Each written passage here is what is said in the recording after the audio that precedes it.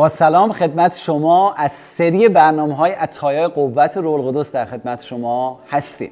همونطور که گفتیم این 9 عطا بر 3 قسمت تقسیم میشه. در اول قرنتیان عطای مکاشفه‌ای، الهامی و قوتی.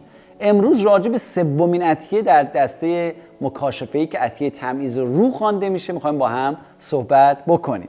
شخصی که عطیه تمییز روح داره این توانایی ویژه از سمت خدا داره تا با تشخیصی که از خدا داره ارواح کاذب رو تشخیص بده، همچنین کلیسا رو از خطر انحراف و تعالیم غلط بتونه رهایی بده یا کمک بکنه و همچنین کلیسا رو از آسیب‌های افراد شرور محافظت بکنه. خداوند به این شخص مسئولیتی عطا کرده، مسئولیتی که این شخص که عطیه تمییز روح رو داره نسبت به آن چی که درست و غلطه باید حساس باشه و همچنین اون شخص حساسیت که داره آنها در روح قابل به تشخیص افرادی هستند که باعث نفاق و جدایی در کلیسا میشوند و خطرناکن یا شاید گرفتار ارواح شریر هستند و از خداوند به اون مسئولیتی داده که به کلیسا در تشخیص و تمییز اونها کمک بکنه. این افراد مطمئناً شنونده خوبی هستند، همچنین تشخیص دهنده و ابراز کننده حقیقت هستند و در ضمن افراد خجالتی نیستند. از اول یوحنا باب 4 آیه 1 میخوام قسمتی رو با هم دیگه بخونیم. کلام خدا اینطور میگه: ای عزیزان هر روحی را باور مکنید بلکه آنها را بیازمایید که آیا از خدا هستند یا نه، زیرا انبیای دروغین بسیار به دنیا بیرون رفتن. همچنین در اول قرنتیان باب 12 آیه 10 همینطور که گفته شد روح القدس میگه به شخصی دیگر قدرت انجام معجزات داده میشود، به دیگری نبوت و به دیگری تشخیص ارواح. وقتی که شخص این عطیه رو داره باید احتیاط بکنه که بیش از حد انتقادجو یا شریعتی نباشه و همچنین وقتی که افراد رو اون چیزی که تشخیص دادن میخوان با دیگران در میون بذارن، اون افراد تیز و برندگی نداشته باشن که باعث تخریب بشن به جای بنا. در عوض این شخص وقتی که با هدف درست یا با مسیر درست این عطیه رو به کار میبره، قبل از صحبت بیشترین اطلاعات رو کسب میکنه و برای بنا به کار میبره. تشخیص و هدایت خاص در رابطه با نیک و بد یکی از توانایی ها و جزء اصلی توانایی این شخص میباشه. خداوند از او استفاده میکنه در تیم مشاوره، در تیم دعا، همچنین تیم شبانی برای شناخت بهتر افراد. پس خیلی باید این شخص هوشیار باشه و هشدار داشته باشه که مواظب باشه عجولانه قضاوت نکنه و حقیقت رو با تندی بیان نکنه.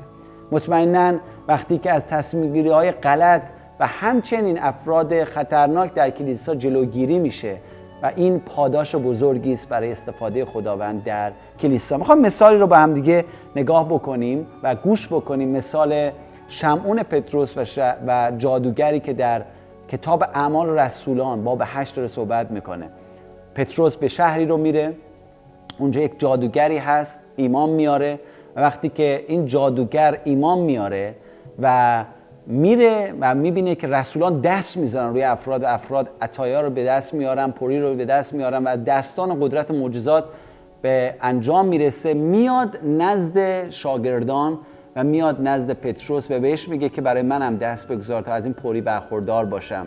ولی پتروس چیزی رو تمییز میده که این شخص برای بنای کلیسا یا بنای کار خدا اونجا نیست، برای جلال شخصی و برای چیزای دیگه اونجا هست و میگه که من میبینم که تو پر از شرارت و بندهای شرارت هستی و اونجا کاری که خدا استفاده میکنه از عطیه تمییز استفاده میکنه تا شخصی که خودش رو جا زده به جهت خدمت ولی انگیزه اشتباه، کار اشتباه، چطور از زبان پتروس این تشخیص داده میشه و کلیسا رو در حفاظت خودش قرار میده. امروز چطور برای من و شما هست، مخصوصا در این بافتی که در کلیسای ایران هست، شاید افرادی وارد بشن از جاهای مختلف با گروه‌های مختلف با دیدهای مختلف و ما چقدر به این عطیه نیاز داریم و چقدر افرادی که این عطیه رو دارن میتونن به کلیسا کمک بکنن که بتونیم از خداوند بشنویم، تمییز بدیم در کلیسا و بتونیم کمک بکنیم به جمعمون. این شخص میتونه با ما هم دعا بشه و در دعاهای فردین رو به خداوند میگه خداوند عزیز به ما و به من روحیه فروتن عطا بکن تا این روحیه فروتن با آرامی که از تو دریافت میکنیم حقیقت تو رو با محبت به دیگران عنوان کنیم، نه با تکبر و غرور.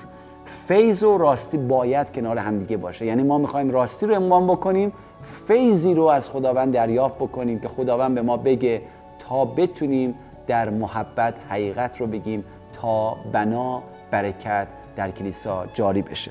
عزیزان، در برنامه بعدی با مبحث جدیدی که از عطایای الهامی روح القدس هست در خدمت شما خواهیم بود. برکت مسیح با شما باشه.